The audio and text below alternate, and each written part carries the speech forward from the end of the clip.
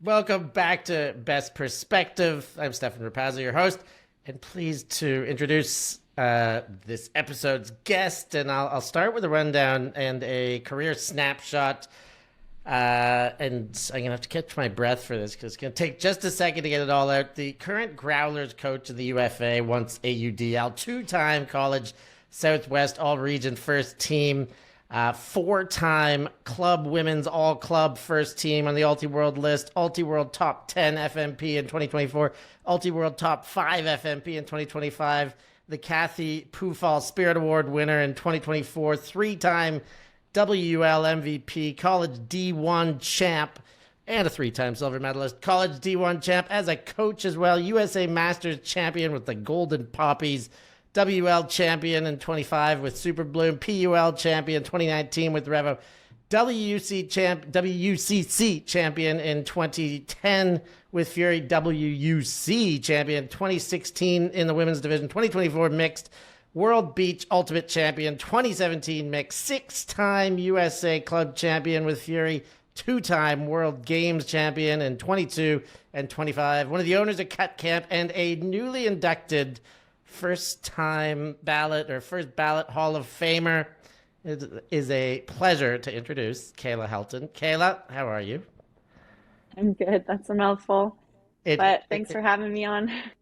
Yeah, it sure is a mouthful. It's I love doing these interviews because it does mean that I got to kind of dig a little deeper. And I did have the pleasure of meeting you earlier this year, and that was nice to kind of put faces to the aura and the allure of what you've done. But to dig into some of the research and look at how much scrolling there is on an ultimate reference page to get to the bottom, it really does add some more perspective. So super awesome. You are in California right now. You're at your home.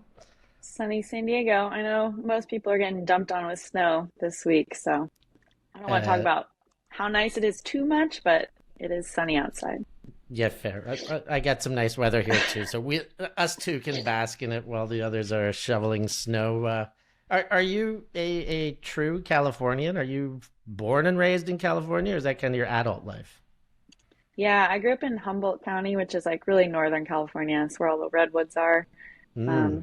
which is a different world from SoCal. So I think when people think California, they think SoCal. Yeah, for But sure. very different upbringing. Yeah, Humboldt. I know a lot of people. When I was living in Nicaragua, there was a big Humboldt County community of Californians living down there. So okay, that's northern. I guess closer towards Sacramento was than San Francisco, or kind of in between the two. Yeah, it's like 4 hours north of Sacramento even, so pretty far up Oh, there. so not in between the two, north. You're Yeah, heading Oregon almost. yeah. Okay, and I've recently rewatched your pod practice episode, and I'll pick up on a few things, but I do say, I like to start these interviews with the how did you find Ultimate? How did Ultimate find you? I know that you were going to a soccer tryout and you missed the tryout.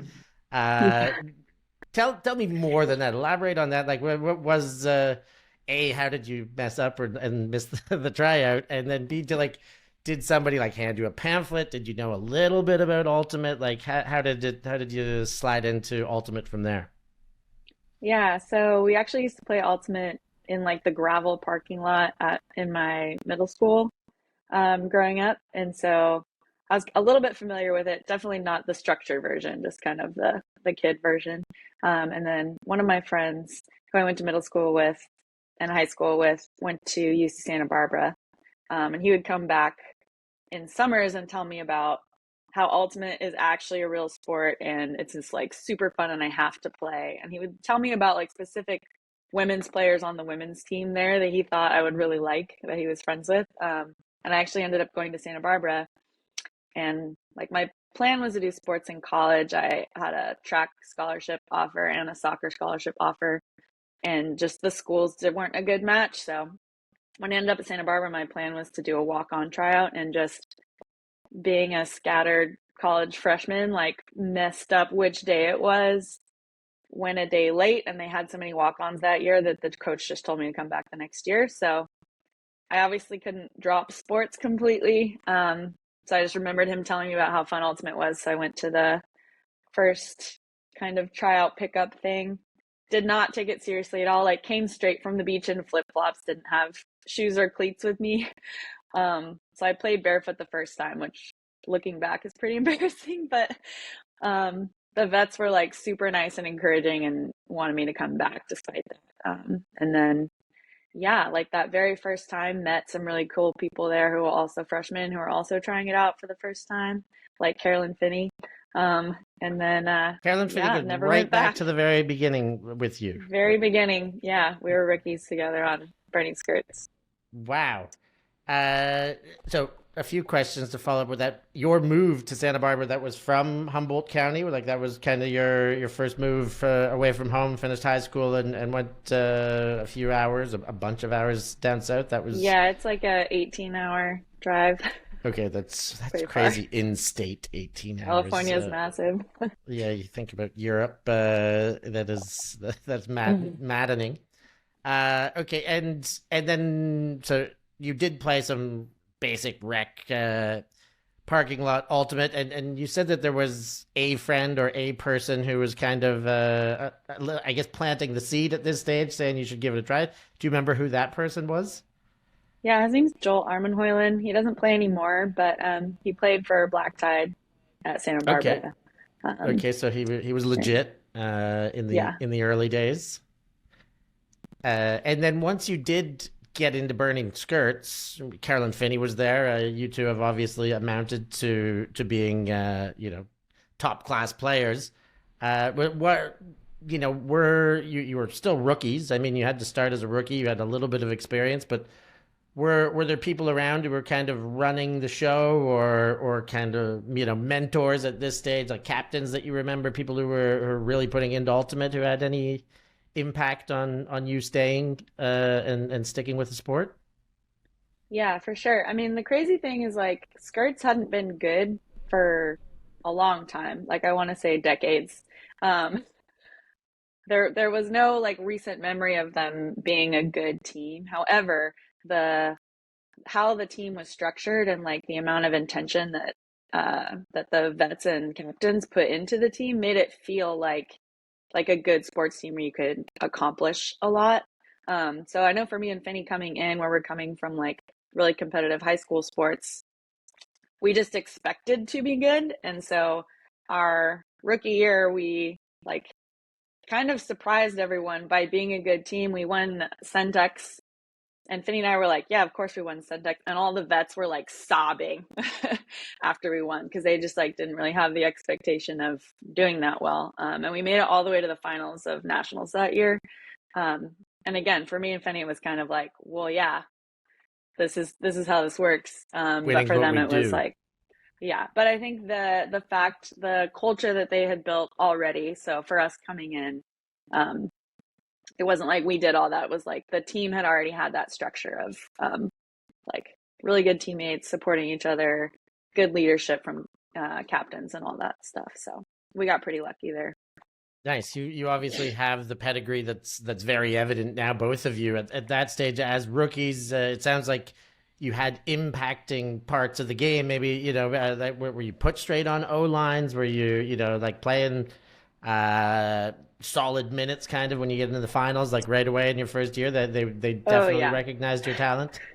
Yeah, for sure. I mean, we didn't do O&D lines in college. It was kind of like your top players would play a lot. So I would say like our top 10 to 12 played most of the minutes. And Faye and I were in that group from day one.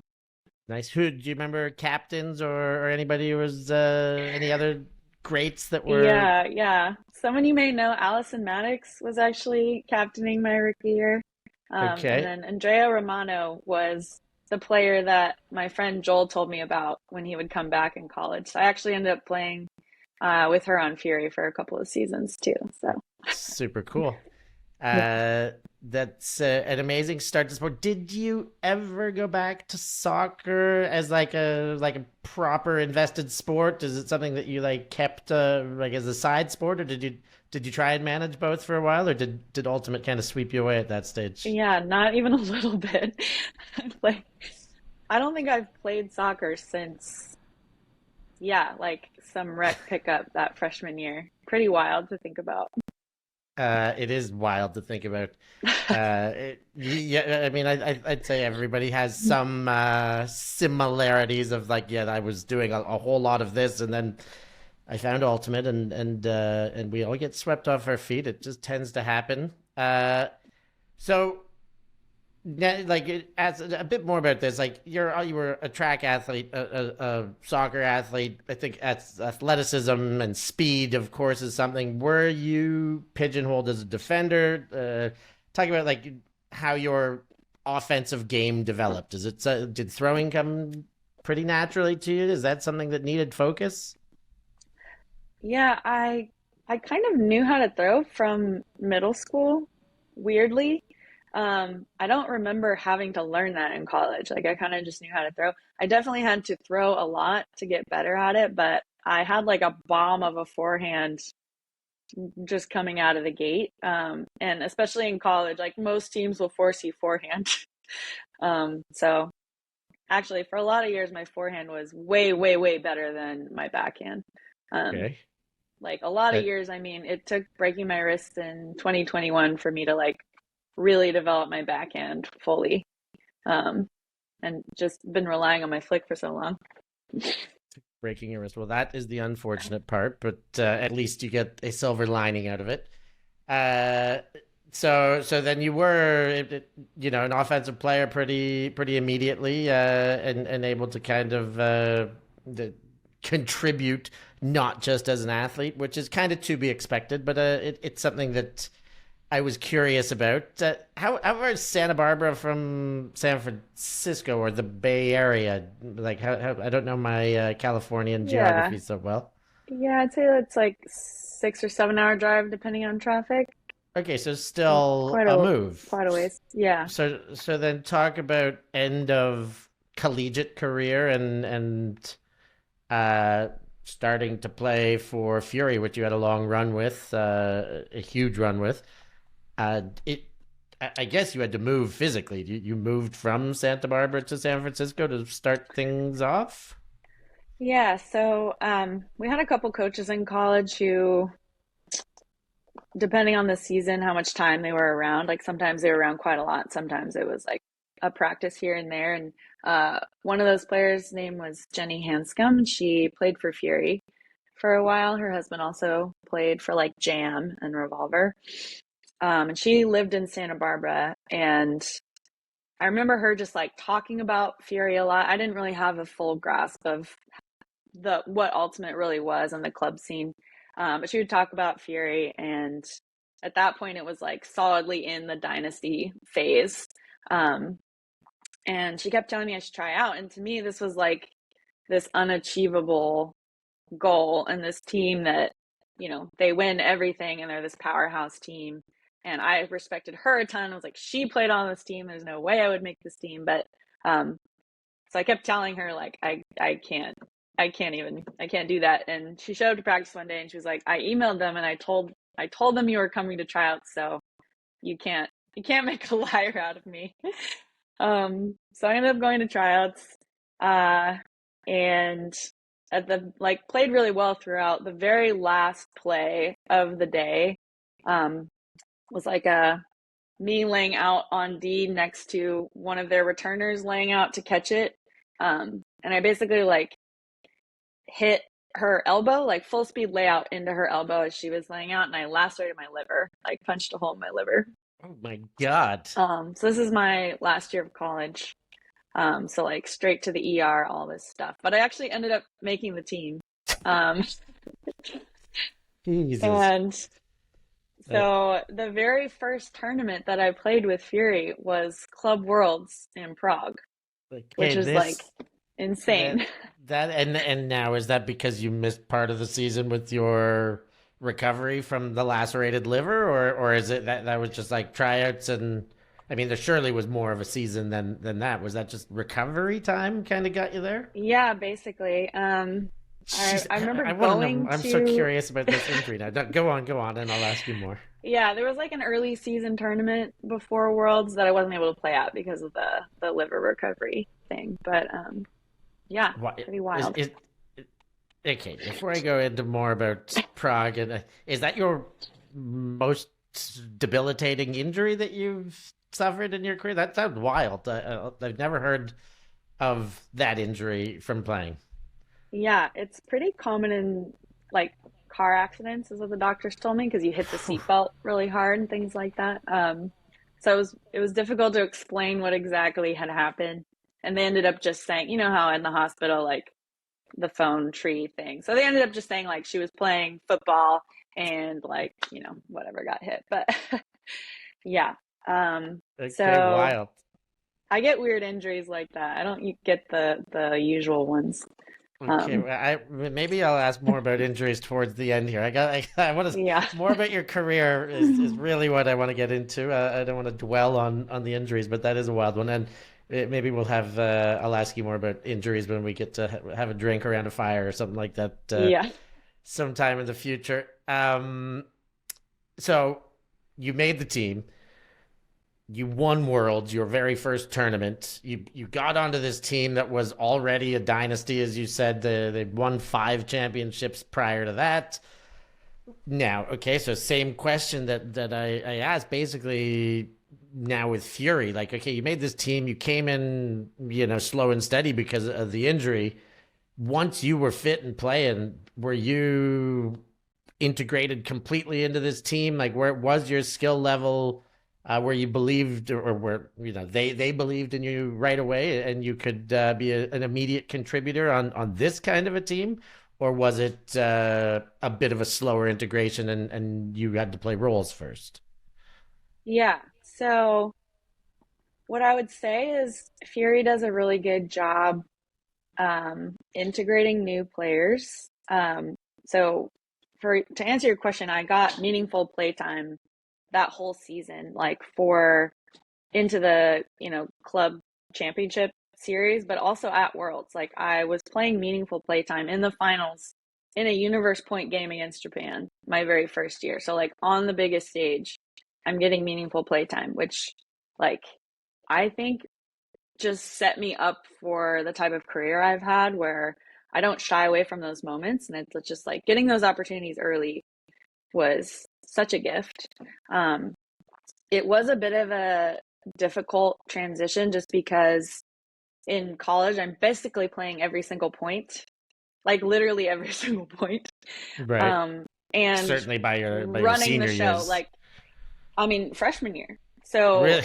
all the Wow. way through. So like Finney or I, one of us is in the backfield and one of us is downfield. So we kind of interchangeably are handling and cutting and doing everything. And so I get onto Fury and I'm a cutter on Fury, and we have kind of two different pods. So we don't do O and D lines. So you are going in for different points. But for me, it was like I wasn't getting the range of play that I got in college, where I'm like around the disc, going every other, like handling in zones, doing all that stuff. So to me, it felt like I was using like 70% of my skill set on the team.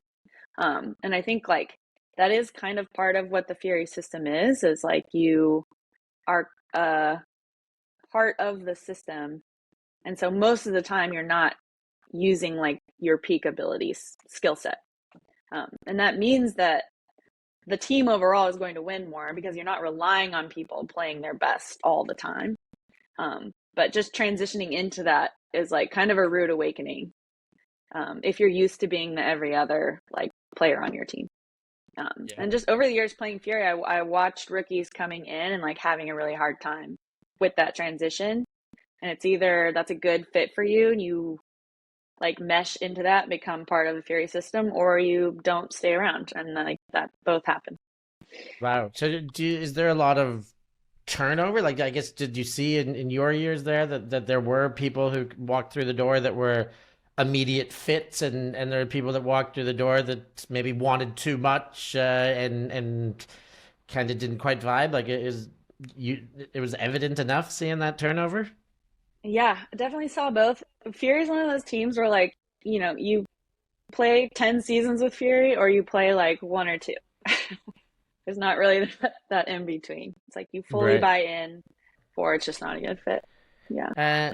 I mean, talking about Fury culture, I mean, I guess I've taken my note here saying it is legendary, but I don't think there is as successful of a club in the world. If there are, it's neck and neck, but who knows? They are just everything they do seems to work, even when they fall short. This season, they fell short, but still had one of the best seasons ever. It feels like, I don't know, the culture is just dripping with confidence, I guess, first, but whatever it is, it transforms into to success. Is there a way of kind of summing that up, or like picking out some key parts that stand out the most, that kind of define that Fury culture? Yeah. I mean, the biggest thing is the level of buy-in on that team to whatever the plan is. Like literally whatever the plan is. Someone bought supplies to make, a dragon that we're going to make a costume out of, and everyone's doing this for Halloween. Everyone's in. There's no like questioning it. There's no, that's not my type of Halloween. I already had plans. It's like everyone is fully bought into it. And you can be really successful when that many talented people decide that that is their priority and that they're going to do whatever it takes for the team to win. So that's the first thing. The second thing is like the Fury culture has been building for decades, and we have this huge alumni group of incredible star players that are like still part of the Fury program. Like we have a Fury alumni group me that has, I don't know how many, but like probably a couple hundred people in it that just is constantly active all the time about everything. It's like, oh, I'm moving. Does anyone have a truck? And it's like you're asking this incredible group of people during tournaments. It's like all lit up with comments on the play everyone's watching and stuff like that. So it's pretty fun for me to be in there now that I'm on flip side, where I can just like down thumb Fury winning. But Yeah. yeah, the just like culture around the team and kind of how the team works, and that is just the expectation has just been built over so long that it's something that you understand you need to buy into when you're joining the team.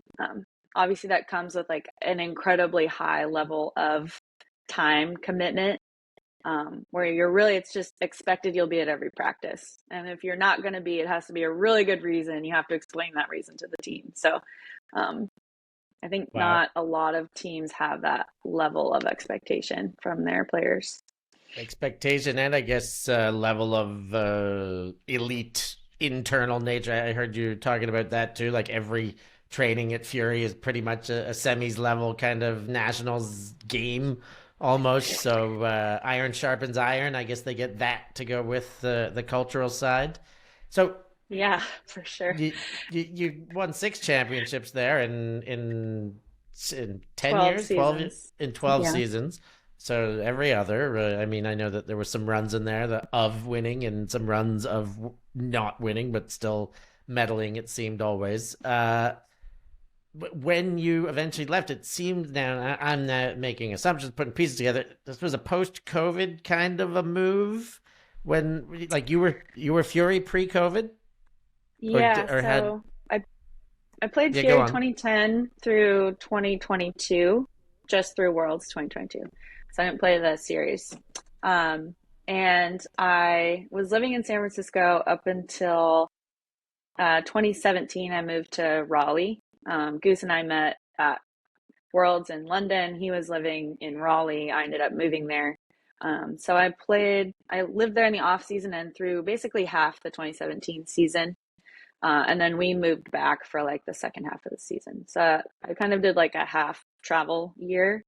And then we moved to San Diego. So 2018, 2019 were both travel seasons for me, um, playing with Fury. 2020 hit, obviously. And then 2021, I played Fury again. And it wasn't a normal season. It was like a shortened season, and we basically just Right. were prepping for nationals. So two true travel seasons for me in there, and then Tell the me a bit bonus. more about the travel required in a season like that. Like, are you going once a week or more or less to make trainings? Yeah, so like I said, higher requirement for attendance on Fury.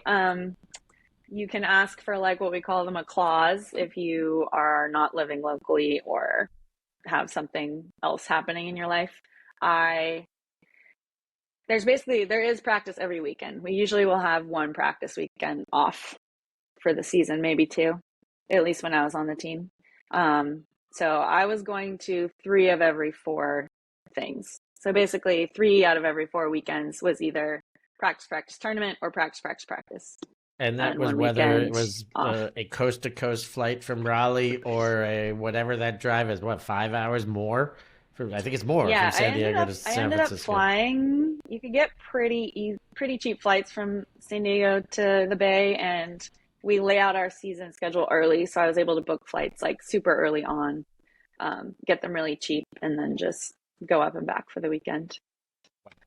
Commitment. Yeah. That's incredible. So then 2020, you finished that season, a weird season, we'll say, the weird way of the world at that stage. I don't know if Hmm. it's ever got less weird, to be honest. But Yeah. anyways, that happened. It came and went, and you stayed in San Diego, and yeah. How did you end up leaving Fury? How did that feel? How was the departure? And how was and tell us about the beginning of Flipside too. Yeah. So this is kind of funny. Back when I tried out for Fury my last year of college, I was trying to convince Finney to try out with me. Um, and she was very resistant to the idea. And her reasoning was she was like, I don't want to join like this dynasty team. I want to start a team that beats the dynasty team. I was like, I'm on board for that, but I do not know enough about this sport. And like, as a player, I've gotten this meaningful playtime in college, but I haven't like learned that much about the sport. Like, I want to go play on this team, be coached by the best coach in the game, and then take that knowledge and go start a team that's going to beat that team. So like, I'm in for the plan, but we got to go do this first. Give me 10. Give Um, me 12 years. yeah. So she ended up not going to tryouts. I played on Fury for 2 seasons before she ended up coming and trying out. But like, that was kind of always the plan. My plan was not to live in the Bay. I never really wanted to live in the Bay, but like Fury got me there. So when I moved to San Diego, um, my goal was to like play on or start a team, a competitive team there.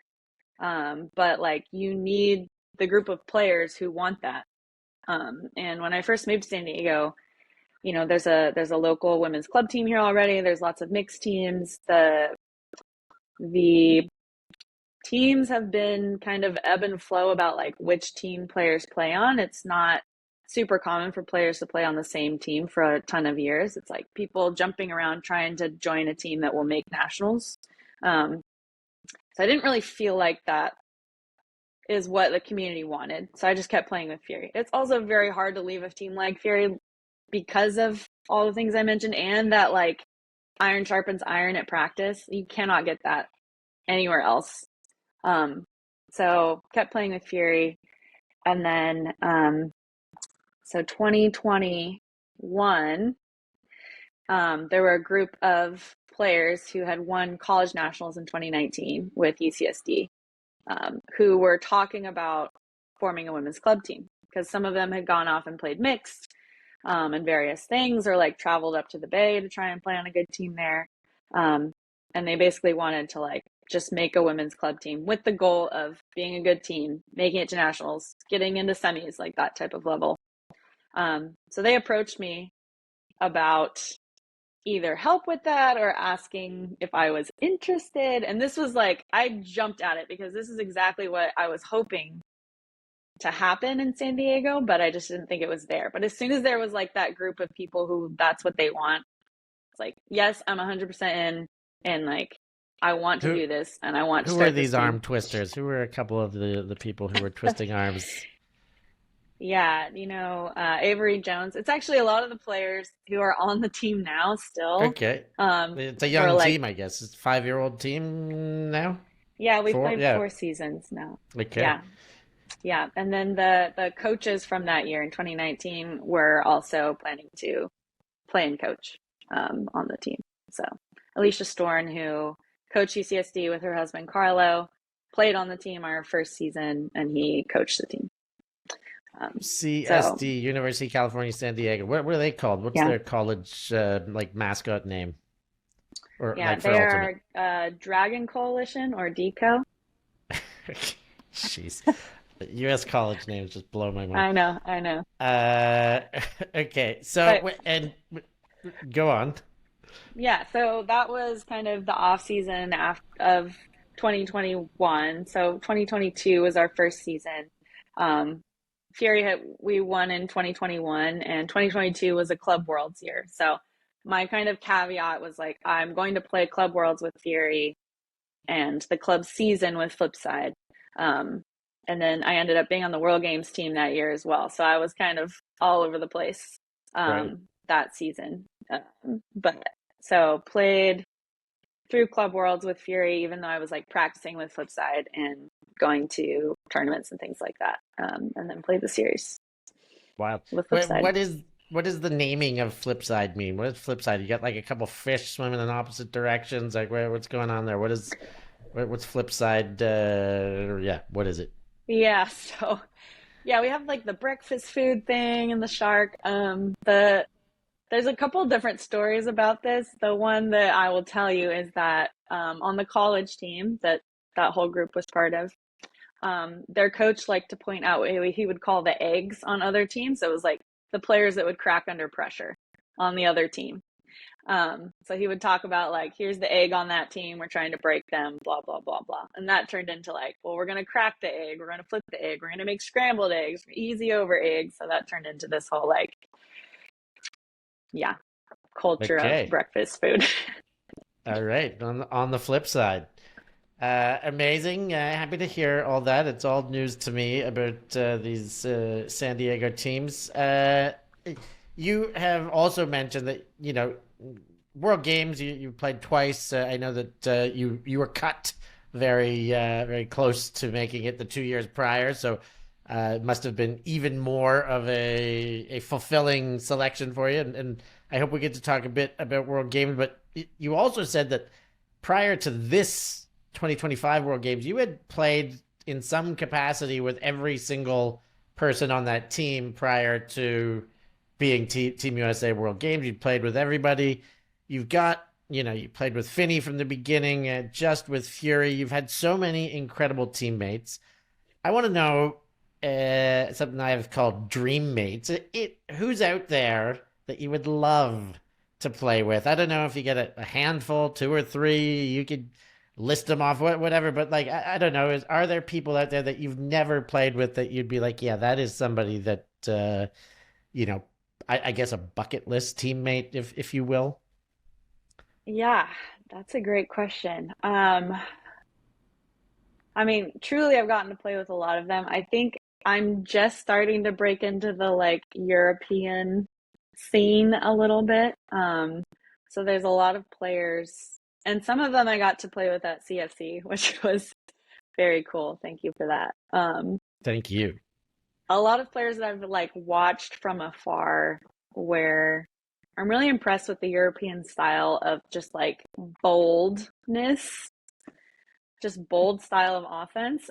I think that's really fun for me to watch with kind of the expectation of like, we'll be able to get it back if this doesn't work out. Like, I just love the confidence of that. So I'm not going to name any names, but just like, there are a lot of players in Europe who would be excited to play with, just specifically for that reason. All right. So I won't force any names out of you, but I'll remain curious. The I think there's a general sentiment that the rest of the world is catching up with the USA in Ultimate. USA is still, the front runner for sure. They win the biggest events with the most frequency. Uh, You again, this you said it that especially with small rosters, World Games, it's getting harder and harder. I think the last World Games was very much proof of that. You see different styles and all, but in the name of catching up, like, is there a way you can put a finger on it? Is it just the U.S. depth is can't be leaned on anymore? Is there something different that the Europeans, the Australians, the Colombians, Japanese, is there anything that you can kind of put a finger on that can attest to the rest of the world starting to have a chance against you Yankees? Yeah, I mean, I think in general, especially for these Worlds events, from what I've heard as far as how long before the tournament these teams are put together, the amount of chemistry that these players have, kind of the advantage of not having a super deep pool to pull from is that these players have a lot of chemistry together already, which is something the U.S. fights when you're making these all-star teams. Is most people haven't played together. You're coming from all these different types of systems. That it can take a while just to mesh styles of play, let alone meeting your teammates for the first time and all those things. Um, Other countries have the advantage there where you've played with people, maybe you're coming from similar systems, even if you haven't played with that person before. Um, and they're starting earlier and putting way more preparation into the tournament. Like, I think for a lot of US players, most people would probably tell you that like their club team is their highest priority. And even if they're playing on a US team, it's like you maybe have 3 practice weekends and then the event.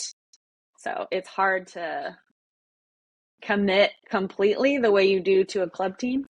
Mm-hmm. And other countries are, forming the team a year out and practicing every weekend, and they're able to scout, and they're putting all this intention into preparation for the tournament that the US hasn't had to do in the past to still win.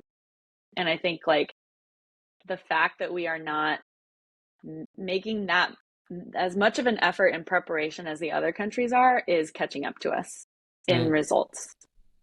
Yeah, I think I'm hearing everything you say there. I think also with most of the European countries as well, it's just easier logistically. Usually much smaller countries, and to get everybody into the same place more frequently is just that much easier.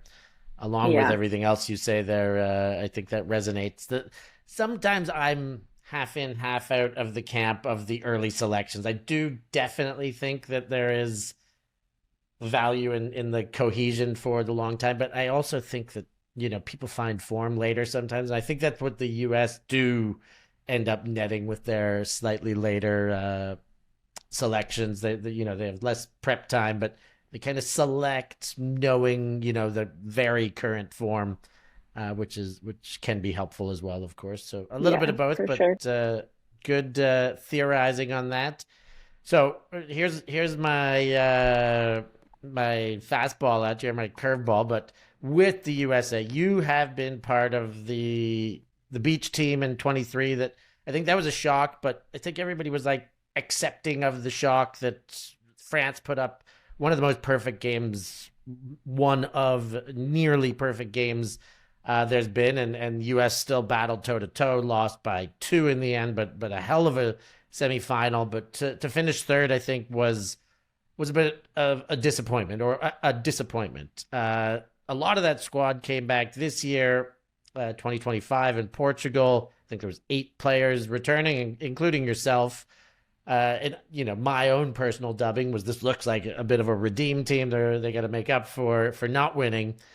And it was a tougher finish for USA this time, a 6th place finish. I want to know, like, about the pressure going into these representing USA with, it's basically win or okay, shame might be harsh, but really it's like win or you lost.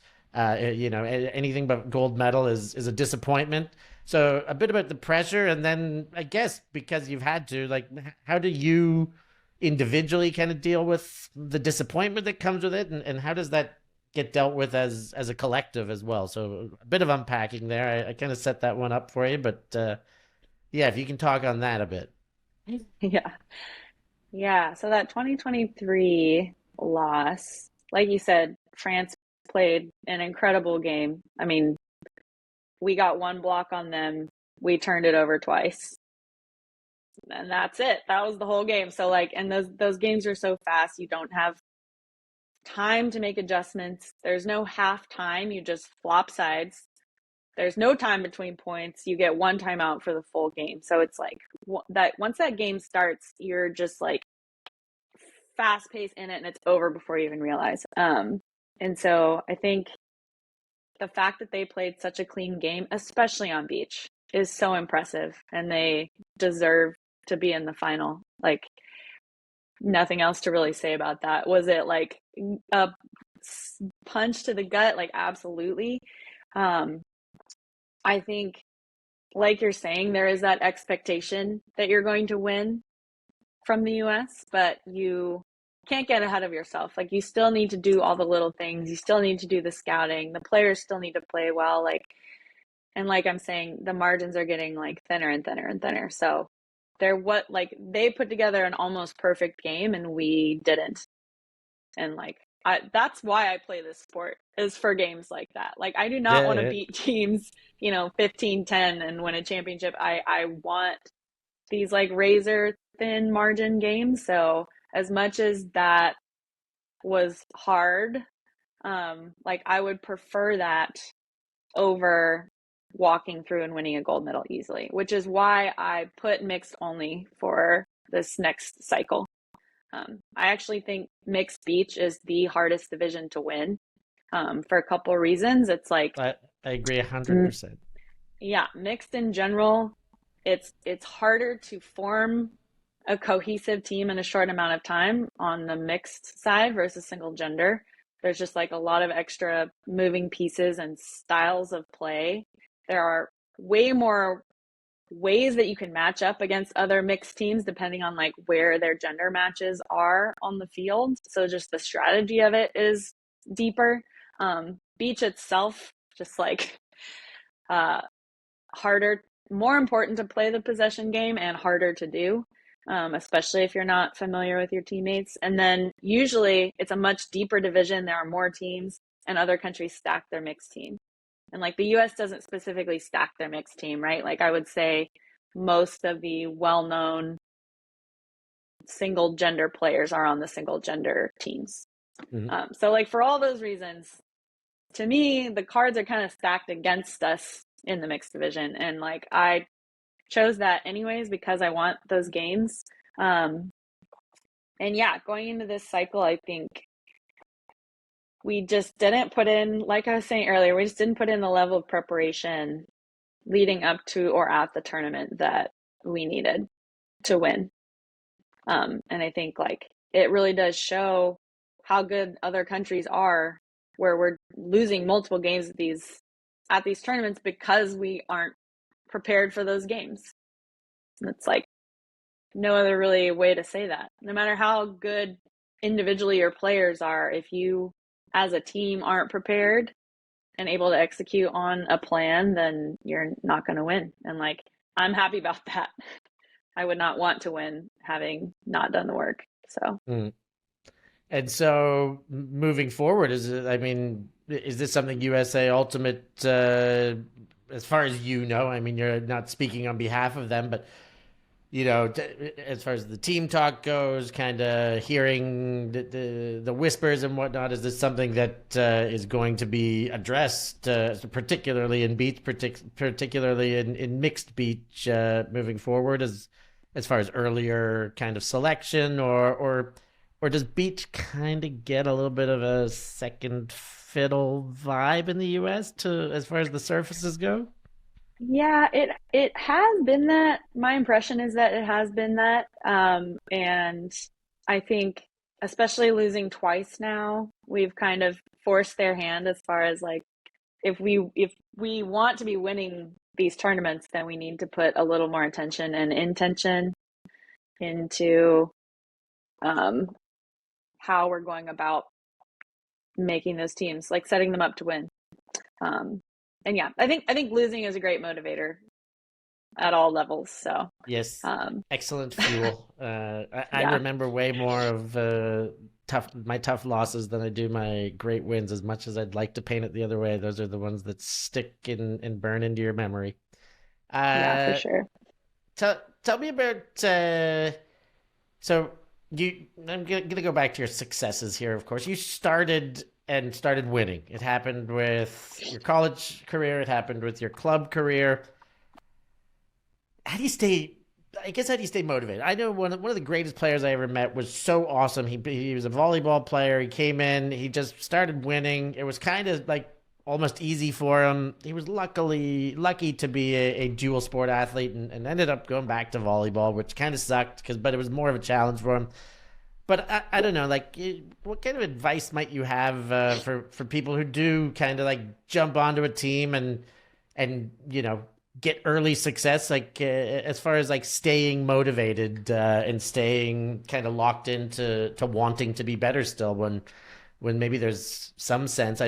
You must have had some sense of, well, this is easy when you kind of first got going. Yeah, I mean, I think you do kind of have to learn to win as an athlete, and then be able to replicate that. And I think it really boils down to what your motivations are for playing.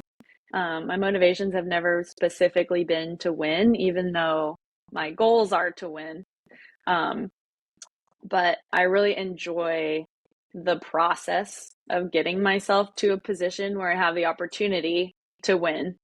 Um, and like all of those things are just habits that I've formed along the way. I really enjoy working out. I really enjoy training. I like being pushed by my teammates. Like I expect that from them. Um, and I think the thing that has shifted for me over the years, now that I'm like later in my career, is my motivations are less about like experiencing that moment myself and more about trying to create that moment for my teammates. Um, so I think just to go back to the beach conversation, that was the most devastating part for me, was like this was a lot of people's first Team USA experience, Mm, and I wanted so badly for them to have the opportunity to at least like play in the finals and really like be on that stage and feel what that feels like. So that was definitely the biggest disappointment of that. But yeah, so a lot of especially with flip side, with like a lot of younger players, it's like I'm playing for my teammates getting to experience getting into semis. Like I want that so badly for them, and that is a big motivator for me. Um, More so than like me trying to get into semis, even though that is a goal of mine every time. right, of course. Yeah. Thanks for going back to that to the beach conversation too. I thought maybe I let you off the hook there, but that makes perfect sense. That yeah, I mean, you almost feel like I guess you get it as a captain, which you've been many times. You certainly get it as a coach, but as a senior player, as soon as you have any lore of guidance, I guess you certainly feel like you're letting people down if you don't take them to the promised land. Of course, they got to do their part and take in too, but I can understand how that would weigh on your mind, certainly post tournament and from reflection. Yeah. Kaela, I mean, yeah, I can see when things are going sideways. Like I know what's supposed to be happening, and when something is not happening that way, it's like I think mm, my experience allows me to see that, so I can kind of try to correct it. But if I don't, there's that guilt of like, I knew better. I I should saw it have done happening. more to, yeah, I saw it happening. I should have done more to correct it or like make the changes. But yeah, I did my best, obviously. Of course, of course. What is left on the Kayla Helton checklist? I mean, I know you're not totally motivated by statistics or championships. They obviously feel good. You go into these seasons, you still get to give back. You get to be a leader. But are there, you know, what ticks that you wouldn't mind me reading out the next time I interview you to add to that list? Yeah. Well, first, let me say, you're just bringing up like that the stats don't matter to me. This is so true. When when I was playing on Fury, I think early in my club career, and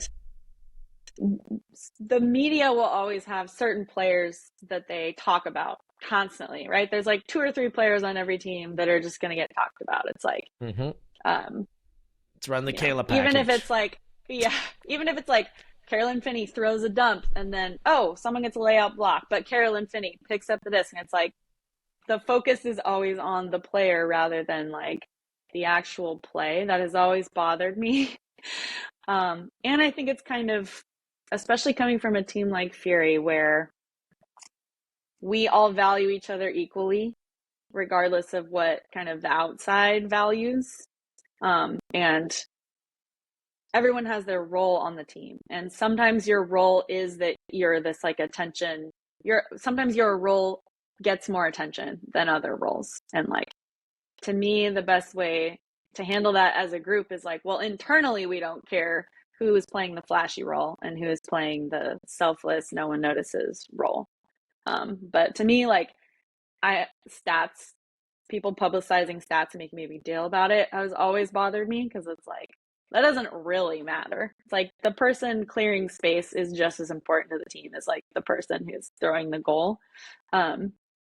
So yeah, I think in like 2022, I started becoming, and I had never previously to that really been the like person that was talked about a lot on a team. And then 2022 made World Games, and all of a sudden I was like the person being talked about a lot.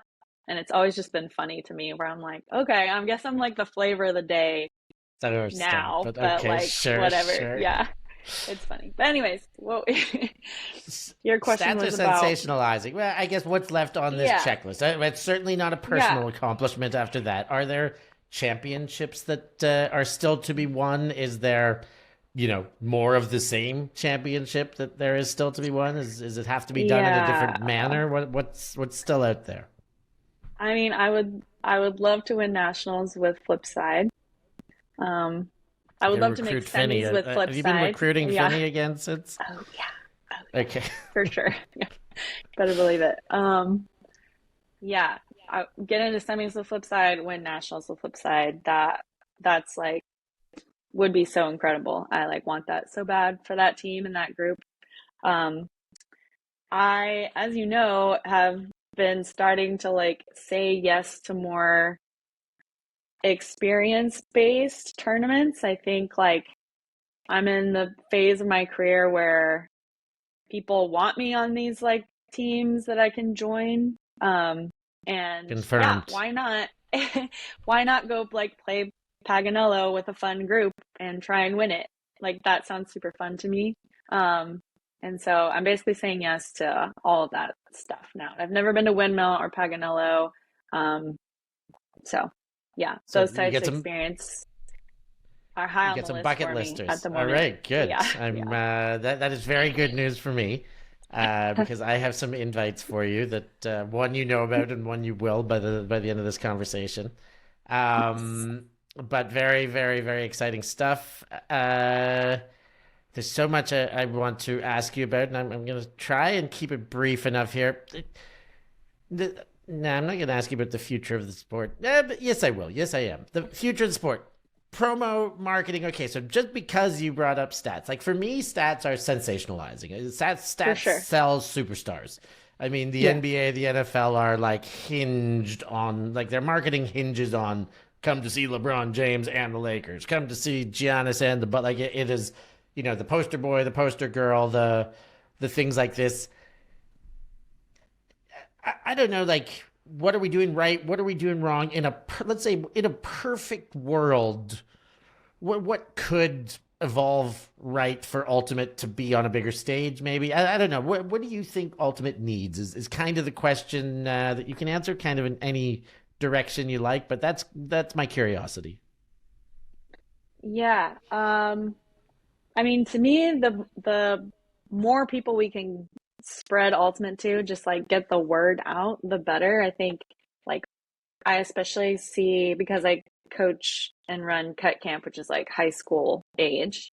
I have kids showing up who have been playing for 6 years and are super good and are like looking to make the U20 and the U24 teams, and like the future of the sport is bright as far as skill level at that age now. I mean, I started playing in college, like I said, so just seeing a kid who's a freshman in high school has been playing for 6 years just blows my mind. Mm. There's a But lot of that now. there's a lot of that. It's incredible. I think to get non-playing fans, you need to focus more on narrative of teams and rivalries and players and programs.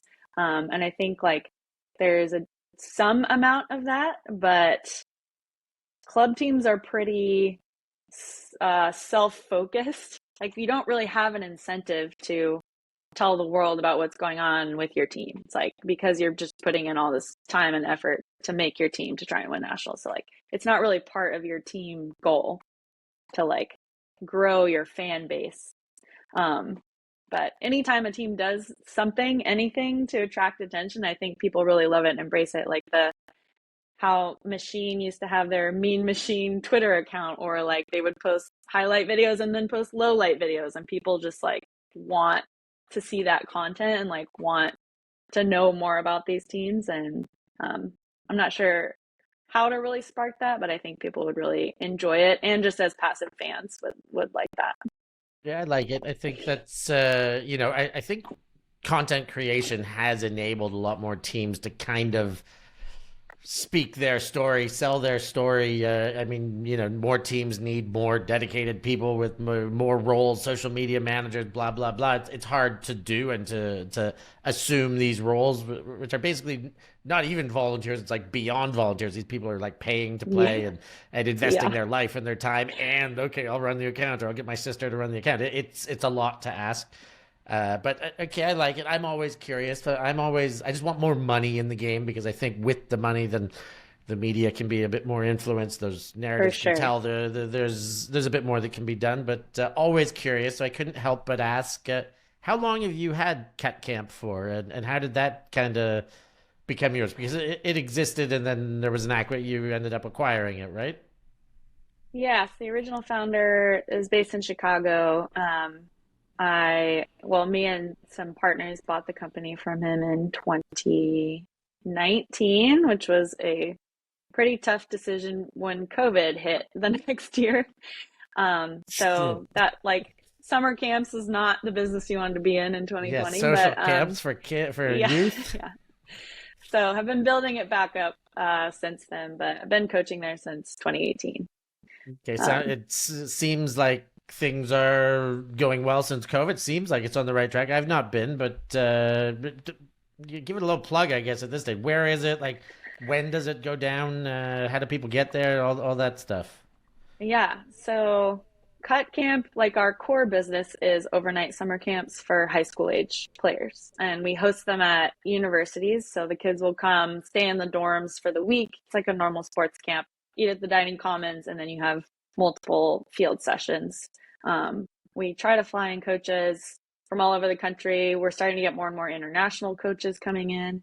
Um, and it's like a great melting pot for coaches as well, because like how often do you get to coach with other really good coaches and kind of hear how they explain things? You can get drills that you've never used before, things like that. So I think it's a really good opportunity for the coaches as well.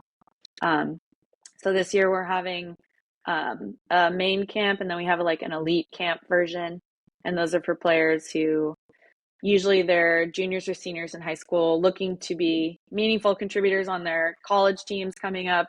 They want to try out for U20, they're playing YCCs, like that type of group. So we have a camp, main camp and elite camp in Chicago.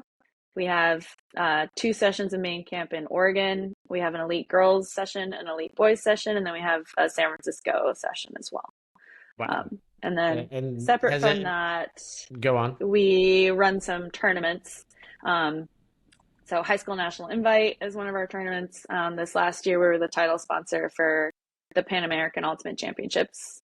And we did that the last cycle as well. So kind of do that. And then in addition, as many like camps and clinics for any age, usually adult, that we can manage. So if I am somewhere, I know we've had coaches that go down to like Panama. I've done clinics in like Russia, Dominican Republic, various places in the US. So really Amazing. wherever I can, whenever I have time to go somewhere. And this sounds like it's something that is continuing to grow. I don't think you were not in all those cities in 2019. That's Yeah, something that yeah. you guys are kind of adding and trying to continually expand to the Cut Camp Empire. Yeah, we usually will try to add like a location every other year or so. We've run one at St. Andrews in Scotland one year. That was 2019. So we haven't been back since COVID, but like the goal is to kind of start running them more and more places. Amazing. Thank you so much for the plug, and hope everybody can anybody who qualifies to be at those cut camps, go get there. Yeah. Kaela, I commentate, so I recognize very quickly that you have done a little bit of commentary.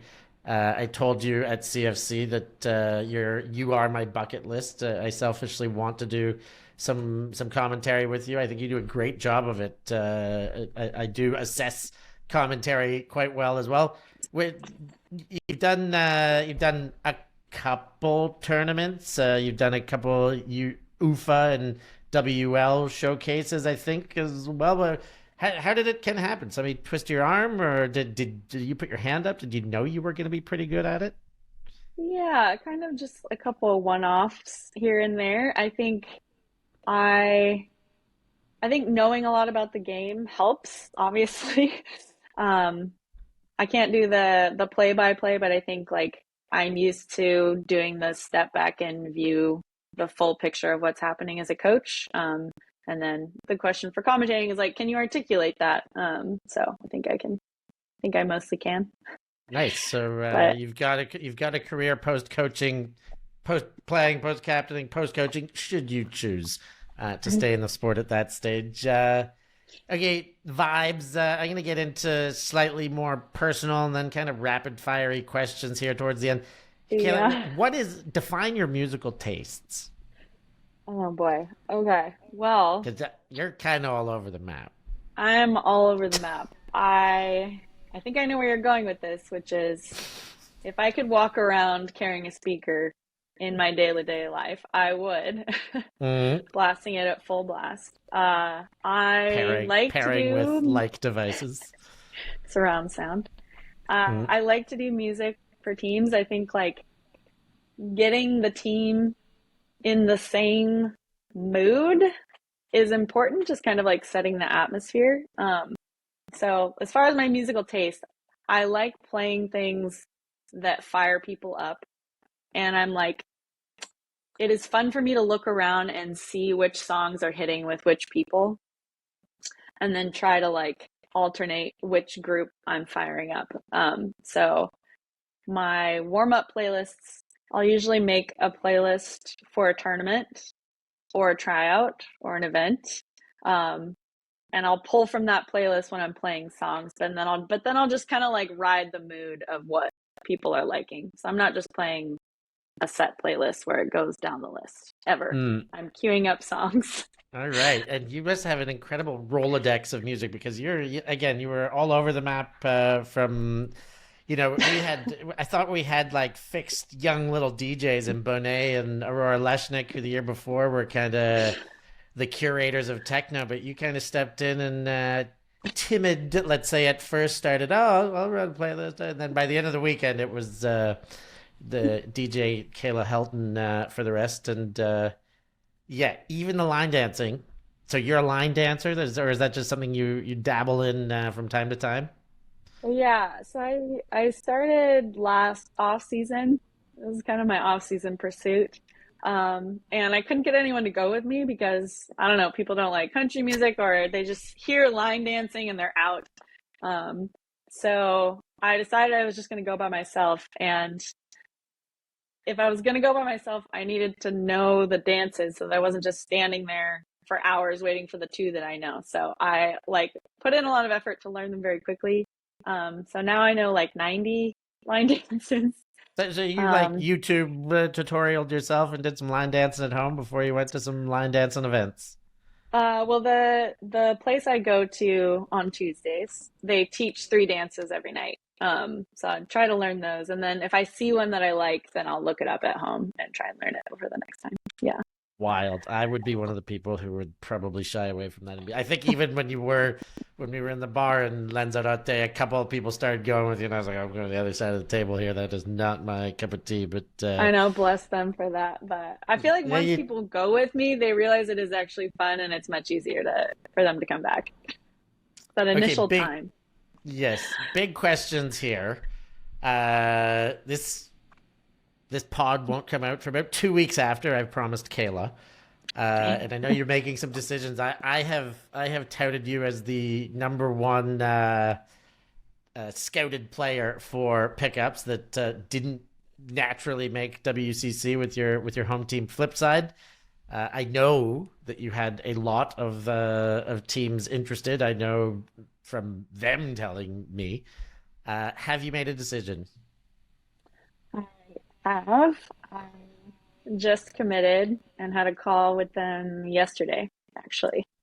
And them is I'll get a digital drum roll coming in now.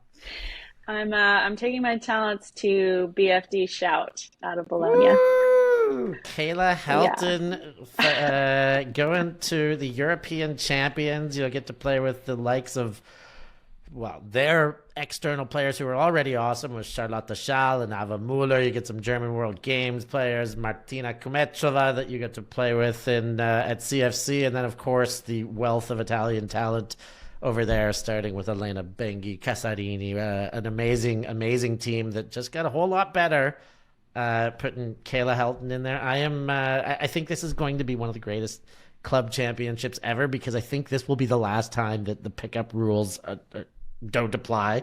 I think there's going to be regulations put on because there's a lot of teams doing a lot of great shopping right now. It's making the tournament better, but I do think that there's going to be a lot of teams that have a chance to win. I like your choice.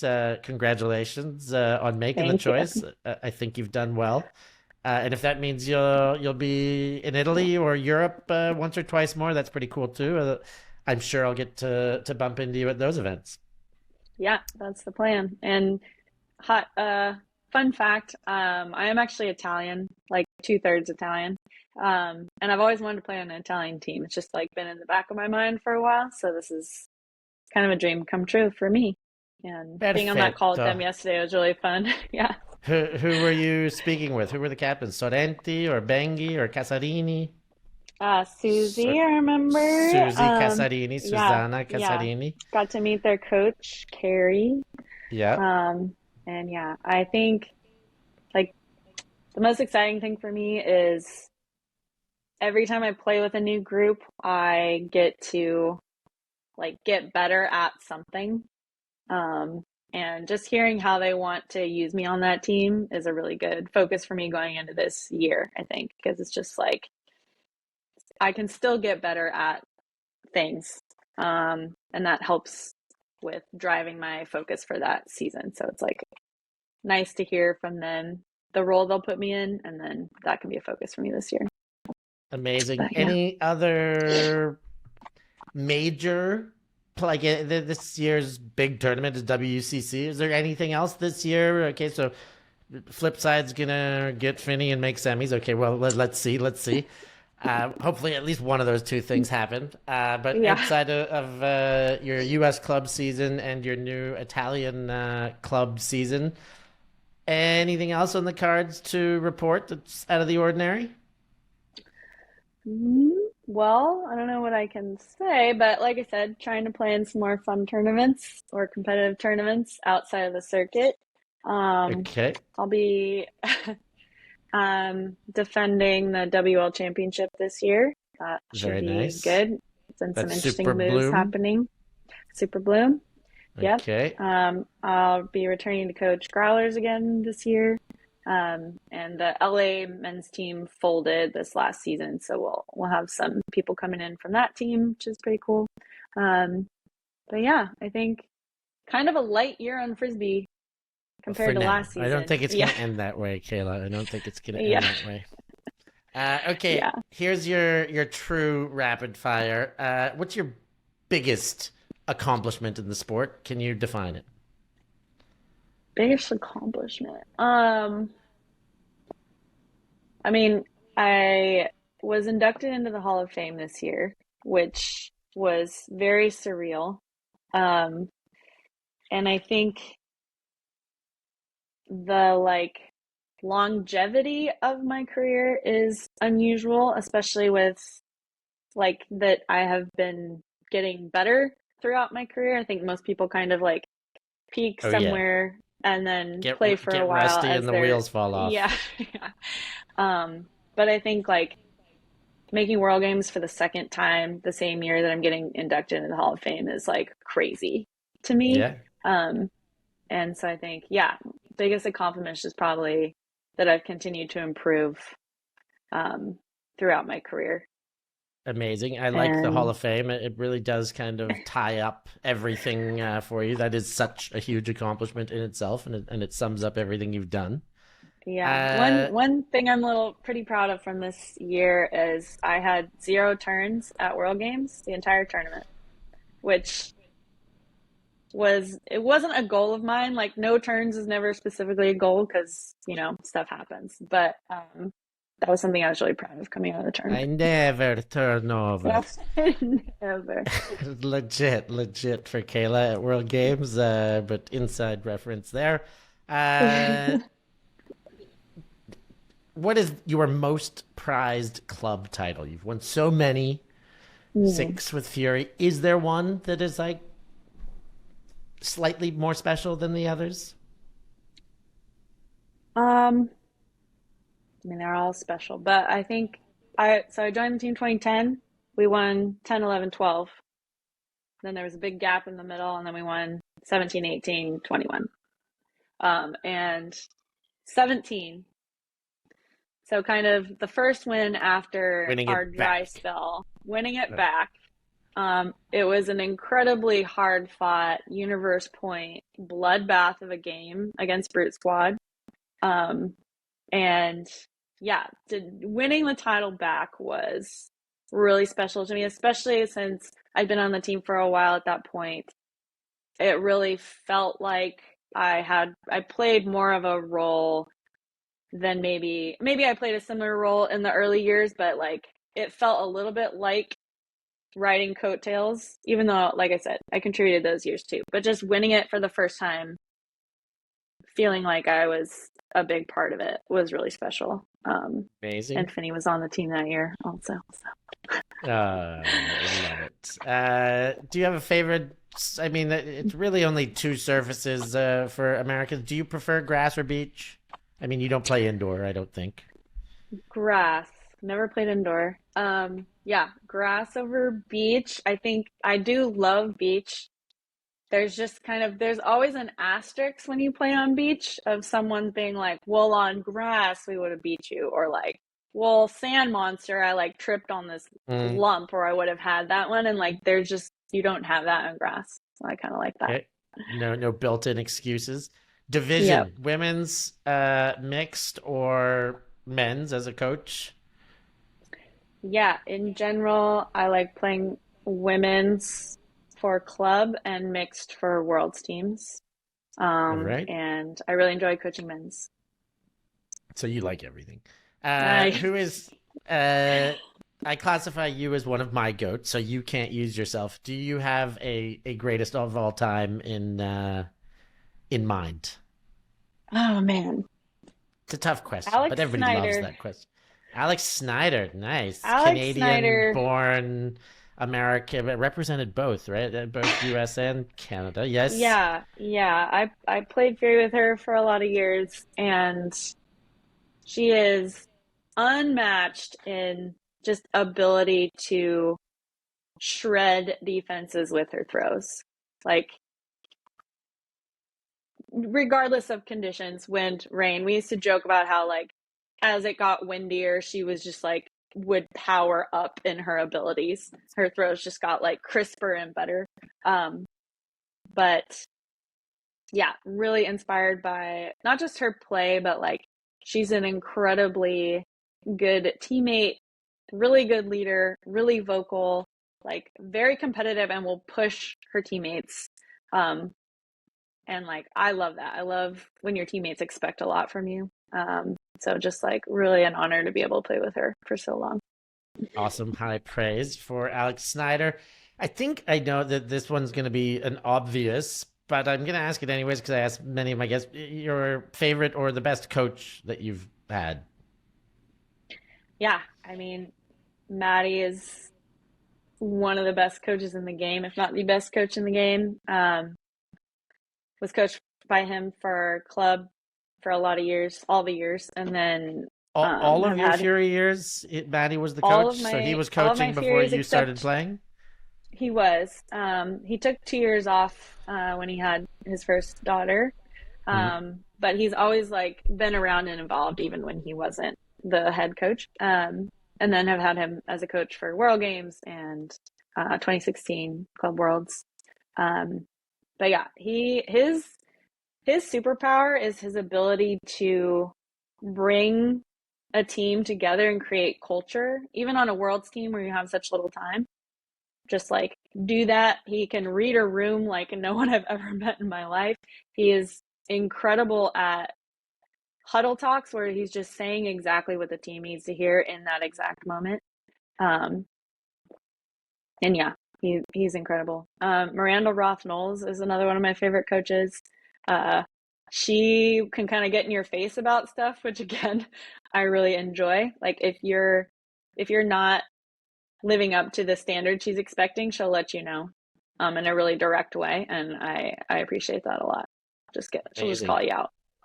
Love it.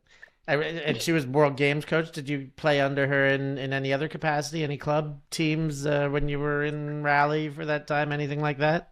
No, just World Games, both Just cycles. World Games, just Just World World Games. Games. But yeah, her like defensive mind for strategy is crazy. And I Okay, could sit and talk to her about Frisbee all day. yeah, I met her at London Invite, and I had I had probably had 20 minutes where we got to chat, and I cherished them. She was wonderful to talk to, so easy to talk to, as well. She's super cool. Yeah. Favorite teammate, and I have to exclude Finny because we've talked a whole lot about her. Okay, she wins. She's like you. I mean, Yeah, you guys yeah. have been joined at the hip. And picking one I know is always hard. So like maybe quantify it instead of favorite, like the teammate you've won the most with next or played the most with next, or if you really want to say favorite, go ahead. But Yeah. yeah, another incredible teammate, one or two if you like. Yeah, I can throw out a couple. Claire Desmond was a favorite teammate of mine for a long time. Played Fury with her. Played against her in college, so I think we had that like battle it out as opponents. And then as soon as we started playing on the same team, it was like, thank God. Easy to Um, melt. but yeah, yeah, Claire Desmond. Um, I think, let's see. Kelly Highland was a favorite teammate of mine from this last beach experience. Just like ruthlessly competitive, gets the job done every time like it's nothing. Love that. Jesus. Yeah, yeah, pieces. Nice. Do you have Um, a an MMP favorite from your USA rep days? Yeah. Ben Dameron was a favorite teammate of mine from 2024 grass. And then Marquez Brownlee. I've been on every Worlds team he's been on. So I hope he likes me as a teammate. So that was beach, grass, and World Games. All right, So that's a that's been handful like of pretty fun. amazing players Yeah, yeah. that you've had as great teammates. Two random ones, one final after that, and we're gonna wrap things up. You are such a health nut. I guess I'm sorry if that's offensive, but I feel like it sounds about right. You eat well, you train hard. Do you have a cheat meal or something that is like, okay, this is not really part of the program, but what would I'm a food guy. Like if you're gonna indulge and scarf something back, what's that meal gonna be? Well, fun fact, if I feel like eating something, I eat it. So this isn't like a cheat meal thing. Okay. Popcorn is one of my favorite foods. I do eat it as a meal sometimes.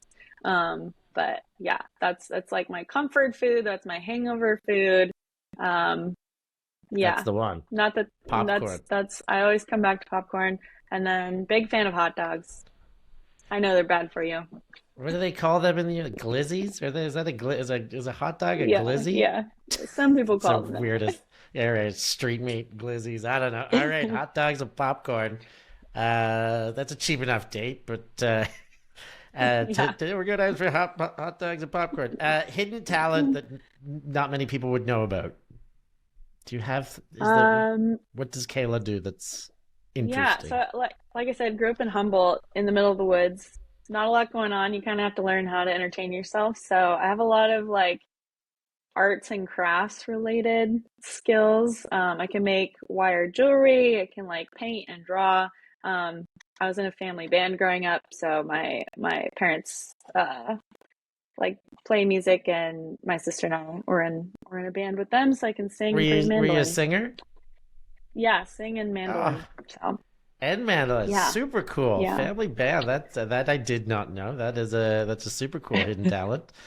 You were hitting the spots with your answers here. I love it. And to bring it back to a little bit of ultimate, we'll finish on a bit of advice for aspiring elite players, whether it's mental, whether it's kind of setting themselves up for seasons, whether it's yeah, anything. If you had a young up and coming player, it's like, hey, Kayla, what should I do to be as good as you one day? How can you kind of answer that question? What's a simplistic way that you could give a bit of sound advice?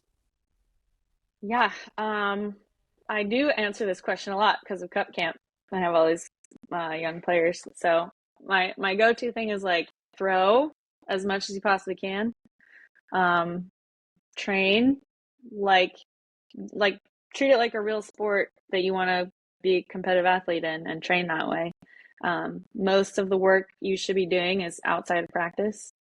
Um, and then like try to play on the best team or play with the best group of people that you can, um, as quickly and as much as you can. Like the most growth you'll be able to have is to be challenged constantly and to play with players who are better than you.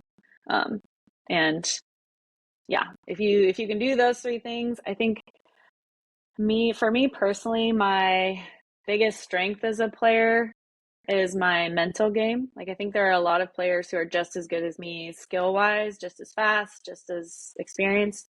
But I think my mental game has set me apart, been given me the ability to like make these World Games teams and things like that. So make sure you're developing that part of your game as well, can really make the difference for you. All right. That is incredible advice. I think if you want to delve deeper into how to set up that mental game, you should go to a cut camp or pester Kayla on a sideline. But I know Yeah, there's a lot yeah. that goes into that too.